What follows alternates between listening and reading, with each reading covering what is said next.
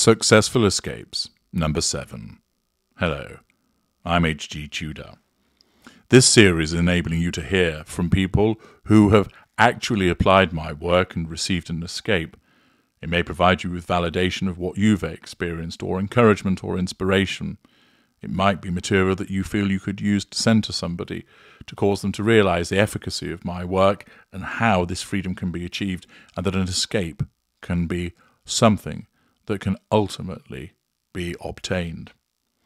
We're going to hear now from Sharon, who's going to explain about the circumstances of her involvement with a narcissist who was a friend as opposed to a romantic entanglement. Here's Sharon. Hi HG and Tudorites. I almost feel as though I probably shouldn't bother sharing this story after hearing some of the horrific accounts of experiences with narcissists that others have had to endure. This story is nowhere near as traumatic, but I thought I would go ahead anyway, since it shows the experience of a narcissist friend and how a friend like this can upend someone's life. And hopefully it's a story which others can relate to. I was a gym junkie and I would go to the gym every day. It was a stress release and it really helped me, particularly during a period of my life when my husband had a serious chronic illness which caused a large amount of stress in our life. I also had a group of close friends there, including a gym instructor who I considered a very close friend. I thought she was amazing and I would always make sure I told her so. I would also always buy her a thoughtful gift on her birthday, organise for the group of friends to get her something from Christmas for all of us, help organise social events. Always made sure every year at the end of the year I wrote a long message on a card outlining all of the great things she'd done for all of us during that year and the special events that we'd participated in with her. I wanted her to feel special. This friend was working at a gym that I attended and had a falling out with the owners of the gym where she worked. So she decided to leave this gym and set up her own business. And being a loyal friend, I followed her there, despite being very happy where I already was. There was a group of us who would do classes together, socialise together, but she was always the focus.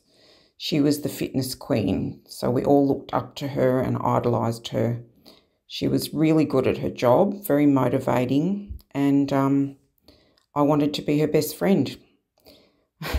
I dithered when I joined her gym as to whether I should lose contact with other friends who were at the previous gym I'd attended, and for a while I went to both. Truthfully, at her gym I wasn't really very happy because I was constantly being pulled into her orbit and then released. Social media would torment me as I wanted to see whether she'd done things with other friends and not me. I would go to a class and hang back afterwards wanting to chat to her. There were times when she would be so wonderful, texting me, being thoughtful, inviting me over, telling me how much our friendship meant. But then there were times when she told me about other friends she had and how wonderful they were. I felt like I was constantly being drawn in and then released. This reached a breaking point when I was accused by another woman in our group of something I hadn't done.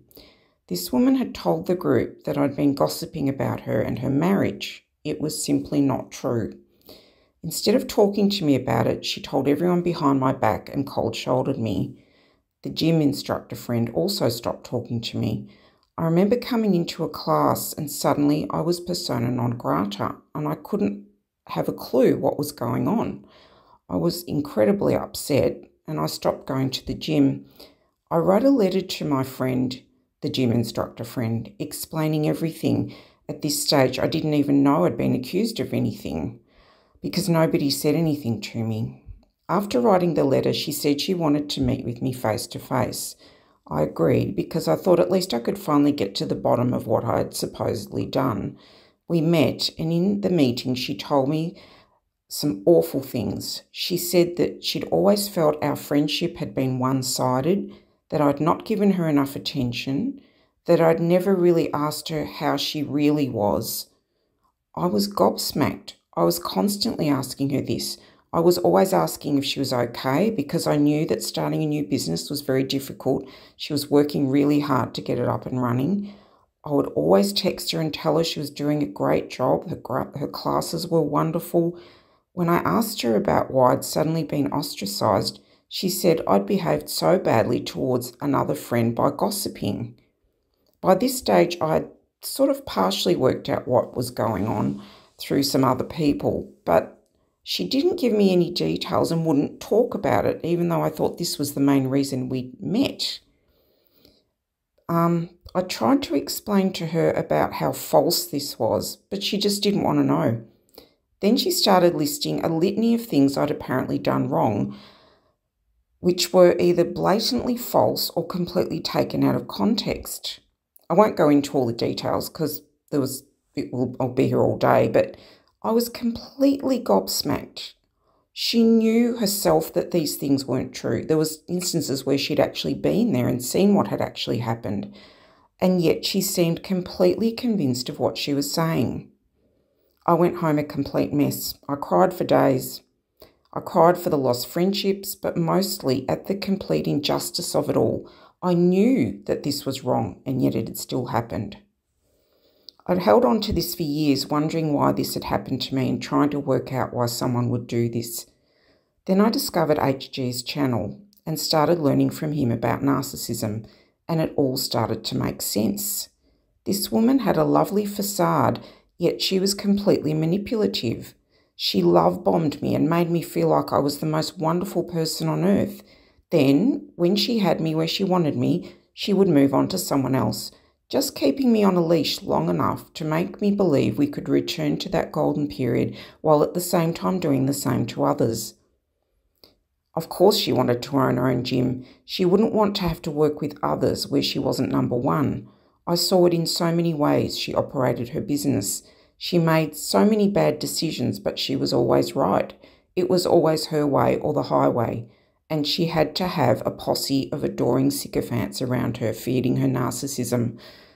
It really was like a cult. I'm so much happier now that I've escaped. A year later, funnily enough, her gym moved to a much smaller premises, and a year after that, it closed down completely.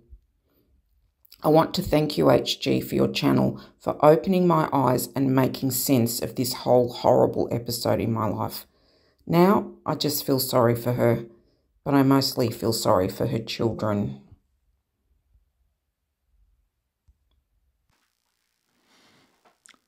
That's Sharon's comprehensive explanation of the entanglement she had with a friend and what she did about it. Thank you for sharing that, Sharon.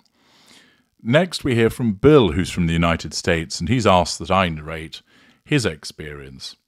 He explained that he came across my work at the beginning of 2018, after he was first disengaged from by the narcissist. He'd entered her fuel matrix as a non-intimate tertiary source 8 months prior, after commenting to her online that she had the most beautiful eyes.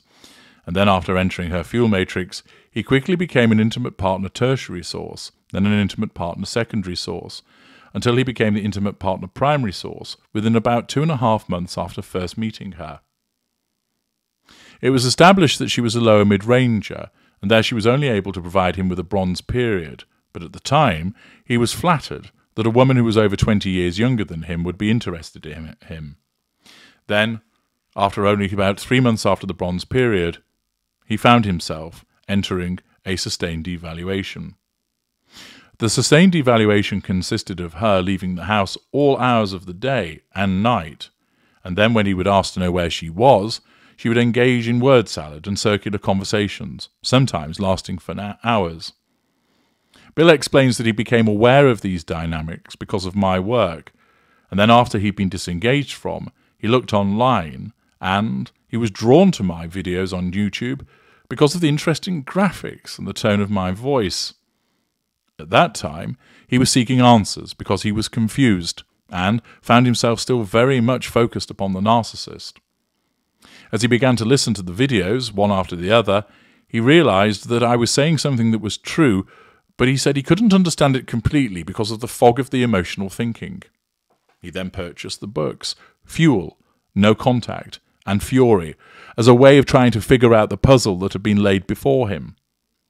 He then felt that this was helping him break through the fog, but overall he was still confused because he thought that the bronze period with the narcissist had been actually genuine.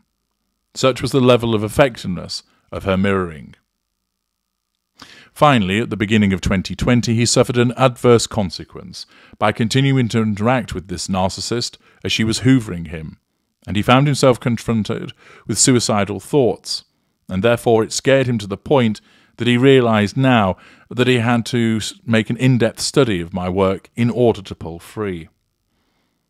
Bill explains that the videos that he sees as saving his life were the 3 post-disengagement battle videos, and the Golden Period video and the Lost in Translation video. He explains that he's now 3 years no contact, thanks to my work. The power of the books and the videos in assisting Bill make sense of what he was dealing with and to be encouraged to go no contact. If you'd like to share your experiences of the utilization of my work towards a successful escape, then please send them to narcissist1909@gmail.com for consideration and inclusion. I'm HG Tudor. Thank you for listening.